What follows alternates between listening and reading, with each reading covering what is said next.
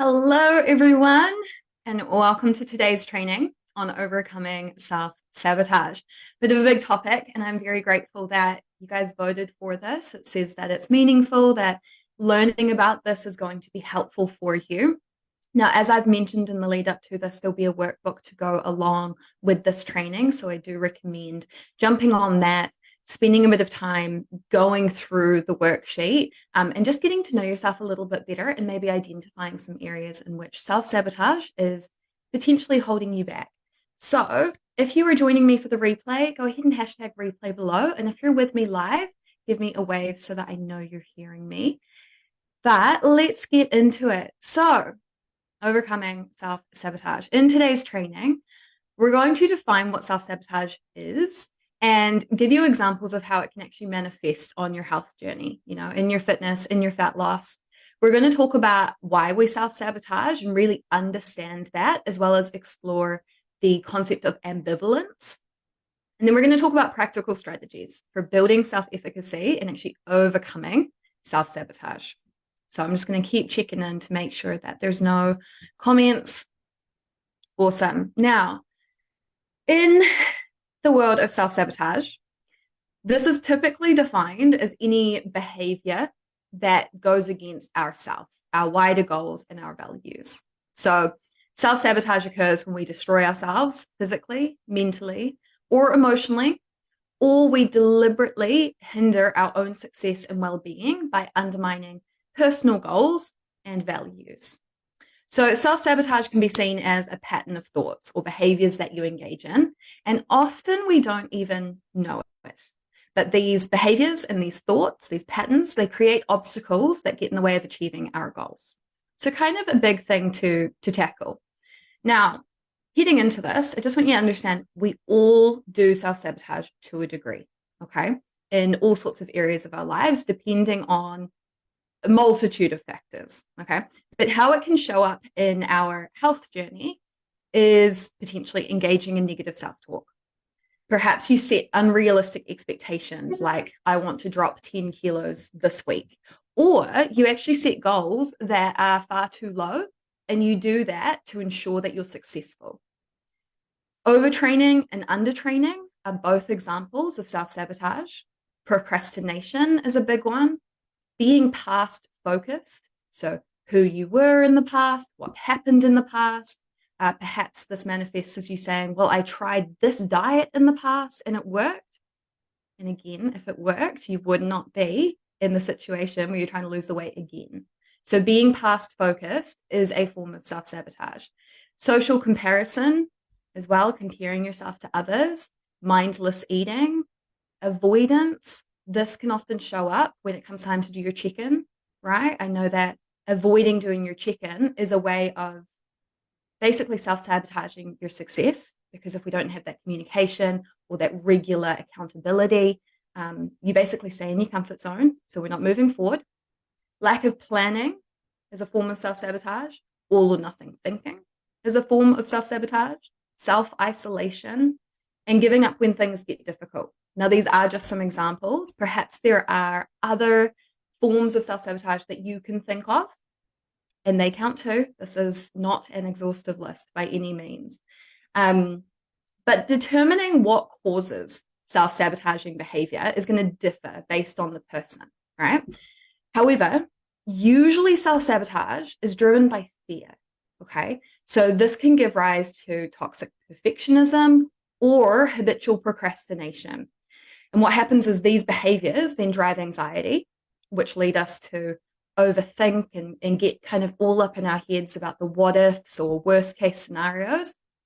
And they create distorted beliefs about ourselves, distorted beliefs about others, and distorted beliefs around the world.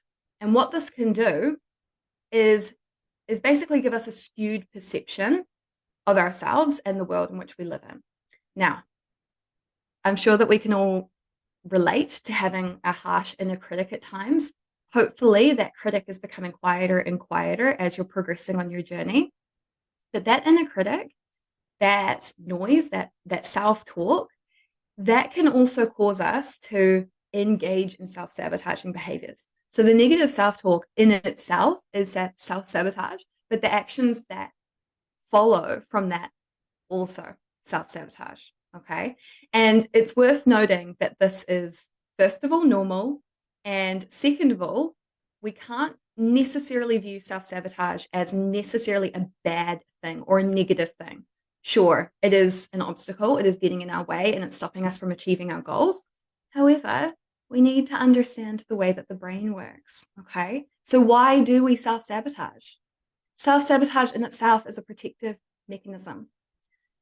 In staying the same, in avoiding change, we are protecting ourselves from the unknown, from the unfamiliar. And even though your comfort zone can be uncomfortable, your tiptoeing out of that comfort zone is, of course, going to be more uncomfortable, right? So we're kind of battling these two discomforts. And this is often where self-sabotage can really get to us, because we go, but I want this goal. I don't want to be stuck in the same place. Why do I keep repeating these behaviors?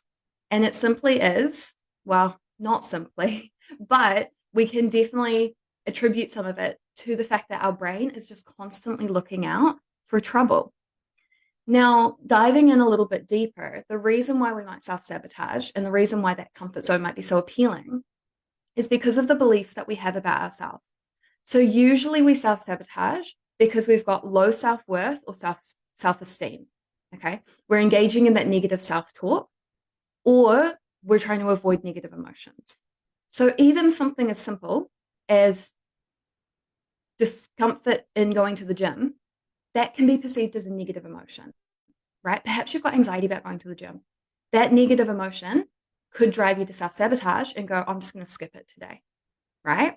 And over time, if that becomes a pattern, it's safe to say that you're engaging in some self-sabotaging behaviors because you're stopping yourself from going to the gym and making that progress. Now, this kind of conversation is, of course, uncomfortable to deal with because we're talking about how we perceive ourselves, and because most of the time, or at least most of the women I speak to, we are our own worst critics. It can be really uncomfortable to acknowledge that and to recognize the beliefs that we have about ourselves and the stories that we have about ourselves. So recognizing, oh, I've actually got low self-worth, or my self-esteem isn't that high, or I do talk to myself like a dick. These things can be really uncomfortable to acknowledge. That this is on the left here, you can see this is how our perception, our life is kind of made up. So we've got our beliefs at the core of it, right? Then we've got our values, we've got our attitudes, and then we've got our behaviors. So our behaviors are built upon these things. And so if we believe that we are not worth taking care of, if we believe that our health journey is doomed to fail, if we believe those things about ourselves, we're less likely to act in a way that supports our goals. And the opposite of that is that we act in accordance against our goals, aka self-sabotaging behavior. So there's a big disconnect that we need to be aware of. We need to become aware of the negative stories that we're telling ourselves. Some phrases that might help you to recognize if you've got a negative story about yourself is just notice, do you ever say things like, I'm not capable of that? I have no willpower. I never finish what I start. I don't deserve success. These beliefs are feeding into, basically, very sadly, a self-fulfilling prophecy. The mindset piece of life in a nutshell is that if you believe you can change, you will. If you don't believe you can change, you won't. And no set of tactics, no coach screaming down your throat to do something, no partner guilting you into something. None of it will ever work if you don't believe you can change. And so having a growth mindset at the root of this is the most important, is believing that you can change. It's okay to acknowledge facts, okay? Perhaps you're not taking care of yourself. Perhaps you aren't able yet to do something, right? Perhaps you haven't been able to exercise a lot of self-control, but that doesn't mean that you can't do those things. There's a very big difference between the language we use around never, always, don't, can't, versus yet, I can learn, right? There's language that we need to become aware of to identify whether or not we've got a growth mindset. And then from there, we can start to explore this topic a little bit deeper. Now, like I said, it's really normal to have self-sabotaging behaviors, to have moments of doubt as well, whether they manifest in a way of, you're overeating every single night, or whether it's just a case of, oh, last week I didn't really go to the gym as much as I could have. And, there's always a sliding scale, but just recognize that we are not built for positivity. We're built for danger. And so we have a negativity bias. So the average human has more than 50,000 thoughts per day, and more than half of them are negative. Okay. What's more important to note here, or interesting, is that more than 90% are just a repetition from the day before. So we're looping similar thoughts. Now imagine if you started to plug in thoughts about what you were capable of, what you could do, right? Developing this growth mindset. Imagine having those thoughts on a loop. We can start to see how this flywheel effect can take place. And it's either working in our favor or kind of against us. Now, self-sabotage is really rooted in this concept of ambivalence, okay, or cognitive dissonance. Now, in essence, cognitive dissonance happens when you hold two conflicting thoughts in your mind at the same time, okay? So an easy example to illustrate ambivalence in context to weight loss is that when you embark on a weight loss journey, you understand that some things will need to change, okay? But you also hold the thought that you can feel more confident, look better, be healthier, okay? So what we're anticipating here, or what we're experiencing, is the discomfort of trying something new and changing, and then our dream outcome. And we're trying to hold these two thoughts at once, okay? And sometimes this obstacle can feel really burdensome, okay? Now, your weight, your body size, these things, they might feel really difficult to deal with, right? Maybe that's your spark for change. But you also understand that there are things you'll need to do in the pursuit of weight loss, which actually might become really negative in your head, right? The idea of eating healthy, the idea of going to the gym means that you might have to skip some indulgences, or you can't spend as much time doing something else. There's always trade-offs in life. And when we experience ambivalence in our weight loss journey, it can often show up as, oh, but I don't want to sacrifice this. I want to eat the donut, but I also want to lose the weight. And not saying you can't eat donuts and lose weight, but those thoughts, they are opposing in nature. And so ambivalence is us trying to juggle those. All right. What can happen too when we are pushed and pulled in two directions is that the discomfort alone of trying to juggle them can actually just stop you thinking about it altogether. And this is how we stay stuck. This is how we stay average and we never make progress. Because that decision fatigue can feel so heavy, we end up going, I'm not going to make any decision at all. And we just stay the same. Now, this in itself is self-sabotaging behavior. And if you have a fixed mindset around this, you might think that change just isn't in the cards for you, or that you're just not cut out for it, right? So those self-talk statements, they're killing motivation. And sometimes, on the other hand, this tension of going, I want this, but I also want this, can actually spur you into change. But at other times, like I say, it can kind of leave you spinning on a bit of a hamster wheel and in a loop. So there's a great metaphor to illustrate ambivalence. This is me riding an elephant. So there's basically this metaphor of understanding the relationship between, rational cognition, which is me, the rider, and environmental factors, the elephant. Okay. So the rider and the elephant may want radically different things. And there's a significant size difference between them, which can be difficult to manage. Okay. The elephant's bigger than me, right? If there's a disagreement, if there is tension between these two things, The elephant is very much so likely to overpower the rider. And this path can contribute to even more, complexity when it comes to making decisions because it depends on the difficulty of the route that the elephant and the rider must take to get to the destination. So the key to sustained behavior change is continual concordance among the rider and the elephant and the path. What we want to avoid is trying to fight the elephant. We just want to become a team and ride that path together. What we ultimately want to avoid is getting stuck between decisions. Another great example of this is if you've ever gone out to, let's say you've ordered ice cream, all right, and you pick chocolate, but immediately after you get your ice cream, you're like, oh, I wonder if that caramel one would have been better, right? To convince yourself that you made the right decision, you might tell yourself, it doesn't matter if the caramel flavor was better, you were in the mood for chocolate anyway, right? What this is an example of is rationalizing the choices that we make when we're confronted with difficult decisions. Now, ice cream, it can be a difficult decision based on who you are, but more often than not, the decisions that we're facing are a little bit more difficult. And when we make a decision, we will always rationalize that decision. So if you skip the gym, you might find yourself rationalizing it. You're going to justify why you didn't go to the gym. If you didn't hit your calorie targets, you'll find a way to justify it. Okay. No one wants to admit that they made a bad decision. So if you find yourself going, oh, actually, that's interesting. I do that. When I make a decision that I'm ultimately not happy with, I still find a way to justify it. It's normal. No one wants to admit that they made the wrong decision or a bad decision.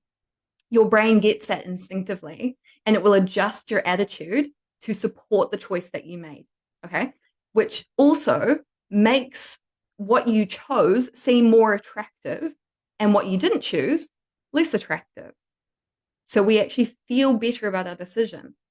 Now, where we run into trouble is that if this is self-sabotaging behavior, like going over your calories every day, and you're justifying that because, oh, it was the holidays, or because, oh, my partner was cooking, or I didn't have my meal prep sorted, it's going to become really difficult to make the change next time you do it, because now you've got evidence and you've talked yourself kind of into making that choice. But at least you made a choice. We don't ever want to get stuck in ambivalence. And this is where, as a coach, you've got me to help you ask the questions that can help get you out of this place. The last place we want, even if you pick the chocolate ice cream when you should have picked the caramel, it's all good. You make the decision, you own it, and we move on.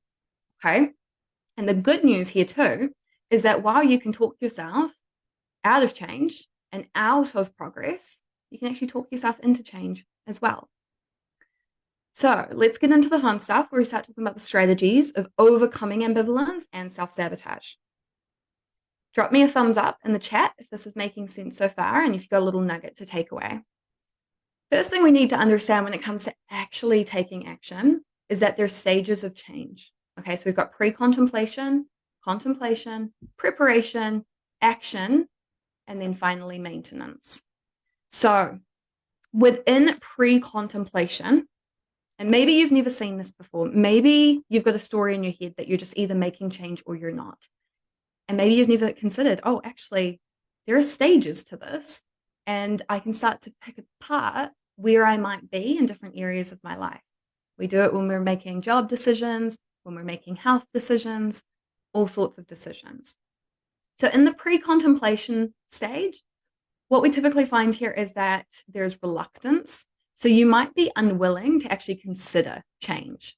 You might be more comfortable and averse to taking risk, but you're also unaware of the consequences. You might also find that you're a bit rebellious, all right? So you could be resistance to change because maybe you value your independence. There could be resignation. So you might feel helpless, overwhelmed, and just feel like a failure. This is quite common. And then, of course, rationalizing. So you would employ rationalization as a form of protection, right? Unlike rebellion, which is, more about thoughts and emotions. Then we've got contemplation. All right. So contemplation is when we're starting to think about making a change, but we're still a little ambivalent. We've got these two things that we're trying to choose between. Okay. Preparation, we might find that we're actually procrastinating here. So we know what we need to do. We are getting ready for change. We're preparing for change, but we're not actually doing anything to make a change. Naturally, the next step after this is going to be action. This is when we're actually taking steps towards making change. All right. So hiring a coach, buying running shoes so you can start your training plan, buying some dumbbells so you can do your training plan at home, right? Meal prepping, doing the grocery shop so that you've got food in the house that supports your goals. These are actions. And this stage of change is where we ideally want to be and above. And after that, we've got maintenance. And this is commitment. This is actually when we stop thinking about it as much and it's just a piece of who we are. Now, what's important to note here is that between maintenance and action, relapse is possible and setbacks are normal. It does not mean that you are failing if you move from maintenance to even preparation, right? There's nothing wrong with you. These are just the stages of change, and it's helpful to identify where you are in relation to whatever goal you've got. Tactically speaking, let's move on to some ways that you can actually start overcoming self-sabotage and make change for good. The first thing is going to be identify your values. So in your portal, you have this values clarification worksheet. It's so important that you do this. All right. It kind of looks like this. There's a couple more pages. But why this is important is because knowing what to do doesn't typically improve our lives, but acting in line with what is important to us does. We are grown ass adults. And if you've ever had somebody try and tell you to do something you didn't want to do, you will know that it is a struggle. And where on our weight loss journey and our fitness journey we run into struggles is when it doesn't feel like it is either our choice or our idea, or it doesn't align with our values. So knowing what's important to you is the first piece, always, because we will always act in accordance to what we believe about ourselves and typically our values. Self-sabotage, though, can take us away from our values, and that's why it can feel so uncomfortable. So coming back to your values, writing them down, refamiliarizing yourself with them, and also noticing if your values have changed is always important to touch base with. Once you've got your values, we then want to elicit discrepancy. So where in your life are you not living in accordance to your values, right? Some journal prompts here. How does your current behavior fit within your values? How can this value help you achieve the aims that you set out for yourself? And how does your current behavior support your future goals? If there's discrepancies here, again, this might feel really uncomfortable and confronting, but it does set you up from a place of awareness and ownership, because ultimately no one can change you except for you. So getting really clear on these things can help you identify the gaps. Just like in your nutrition, if we're going, right, I know that I'm a little low on protein and Sav wants me to up my protein because it's great for my hormones and my toning goals. I'm going to go through my food diary. I'm going to say, oh, I could put more protein here, right? It's the same with our inner work. We want to spot the gaps. Where am I not acting in accordance with my values? And then not judging yourself, not placing shame, but just going, oh, that's interesting. I'm going to start making some change. And the self-sabotage worksheet is a great place to start with that. Another tool that I encourage you to use is using the decisional balance worksheet. So what we're doing here is basically outlining the pros and cons of change. We get stuck in ambivalence and we get stuck self-sabotaging when we either haven't weighed up the pros and cons or we're stuck weighing up the pros and cons, right? So there's strain and pain. There's two questions here to answer, which is, what is the current situation costing you? What are your self-sabotaging behaviors costing you? Then ask yourself, what challenges will you face to make the change? Then from a gaining and a growth perspective, think, how are you benefiting from the current situation? And what can you gain by making the change? And how important is that to you? You could scale this on 1 to 5, 1 to 10, 1 to 100, right? Just having some pinpointed aim for how important that is to you can be really helpful. And you'll notice that I do this with you guys. We weigh up the pros and cons of choices. I don't tell you what to do, you make those decisions for yourself. The next tool and final tool that I want to share with you is around talk. Okay, it's around the language that we use. So there's different aspects of talk that we can use. Change talk. So there's preparatory change talk. DAN is the acronym here. So desire, ability, reasons, and need. Desire, we want words that are going to signal that you want something. Wanting something is an element of motivation for change. Okay. So while it's not essential, right, you can do things even if you've got no desire to do them, it can help, right? It helps to want to do something. The second thing is ability. So a second element of motivation is actually your perceived ability to achieve something. If you believe something's impossible, you won't build up any motivation to change. So ability language signals that change is possible.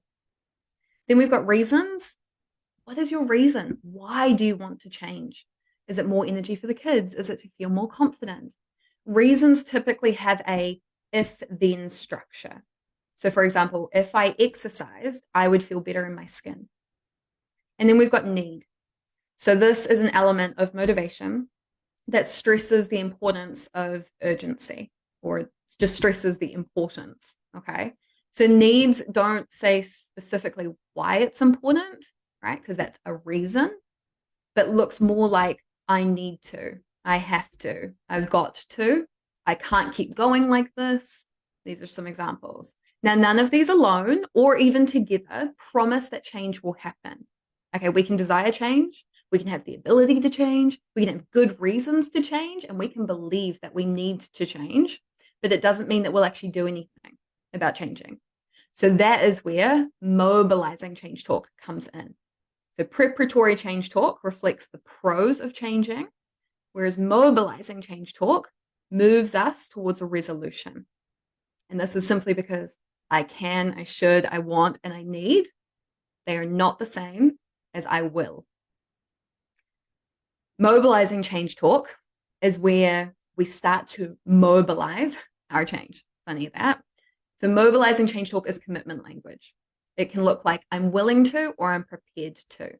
So again, we're not quite taking action, but we are setting ourselves up for it. Naturally, the next step is going to be taking steps language. So this kind of language indicates you've already done something in the direction of change. Another example, hiring a coach, right? Or buying that set of weights. Doing these things, again, doesn't necessarily mean that you're committed to change, but it's a step in the right direction. So you can see how we're moving forward. Okay. So what I encourage you to do with your change talk is identify where you could be labeling desire, ability, reasons, and need, and then actually just monitoring what you're willing to do, what you're prepared to do, and then noticing what you are doing. Okay. So self-sabotage is quite the topic. There's a lot going on. A lot of it just is rooted in that ambivalence of trying to navigate two things at once. And I want you to understand, these are your take homes, that it's normal, setbacks are normal, and they are part of the process. Sometimes it has taken me 3 to 6 months of supporting a client through ambivalence. Now, sure, that's a long time, but just so you understand, if it takes you time, you're normal. No one changes overnight. Okay. The simple answer, though, to overcoming self-sabotage and getting through ambivalence, while challenging, is to tip the scale in favor of changing. Okay. You want to have the pros outweigh the cons. And understand that I, or any coach that you have in the future, a friend, a parent, we can't conclude for you that the benefits outweigh the disadvantages. No one can convince you that they're important. The most commitment is always drawn from within ourselves. And that is self-efficacy. We've got to believe that we can do it, but we also have to have the desire within ourselves, intrinsic motivation. Journal prompts and inner exploration is the way. And accept the fact that it's going to feel uncomfortable. It can be uncomfortable and it can be confronting. And then try to avoid questions like, why haven't I changed? What keeps me doing this? Why am I not trying harder? And recognize that you're a human being having a very normal human being experience. And while you can identify these patterns, adding shame and adding judgment to the plate is not useful and it does not move you forward. So what I want you to think about after this training is go through the self-sabotage workshop and then notice over the next week where you could be making decisions to just move, right? Instead of thinking, oh, am I going to go to the gym later or not? Make a choice and own that choice, okay? And then you can start to recognize maybe I'm making more choices that aren't aligned with my values and that feels uncomfortable and I need to change something. And then you can start utilizing these tools. And of course, remember that a good life is a process. It's not a state of being. It is a direction, not a destination. So remember that you're on a journey and this journey never ends until it does. And then you don't get a second chance. So accept that it's a process and really try to fall in love with the process. And on that note, there is another little exercise if you've fallen in love with the process in your portal, but I won't touch on that too much today. So hopefully this was helpful and you have learned something and you feel a little more equipped to overcome self-sabotage. And of course, my biggest tip to you as well is use me. Let me know you're struggling. Let me know what you need help with. And I can help you get unstuck because I can ask the questions that help to move you forward. So I hope that you all have a beautiful day. Thank you for joining me. And again, comment replay if you watch the replay and let me know your number one takeaway.